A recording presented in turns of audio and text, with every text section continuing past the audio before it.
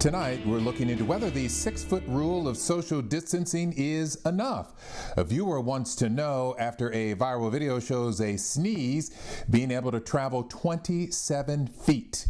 Reporter Shannon Handy is verifying tonight.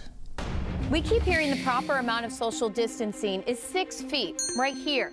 But if a sneeze can travel up to 27 feet, which is the length of this tape measure plus another 2 feet, should we reconsider the rule? The slow motion video is graphic, but according to the MIT researcher behind it, it's an accurate look at what happens when someone sneezes, spraying droplets as far as 27 feet away. Originally posted by the Journal of the American Medical Association, the video and corresponding article have gone viral. So, is it possible for a sneeze to travel that far? Yes.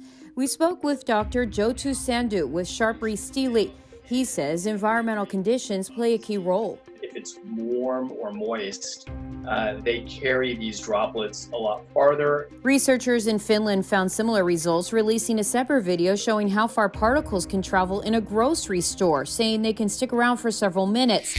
Can particles really stay in the air that long? According to Dr. Sandhu, yes. Someone may have coughed or sneezed either in that vicinity, maybe 5-10 minutes before you got there, or maybe even the aisle over.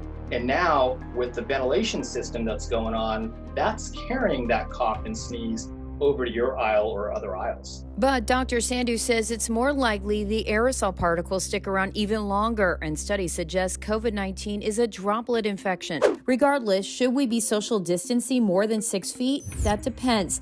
Dr. Sandhu says if you're in a confined space with several people around, it's a good idea. Even better, though, continue to practice good hygiene and wear a mask. It may not protect against everything, but it is better than nothing at all.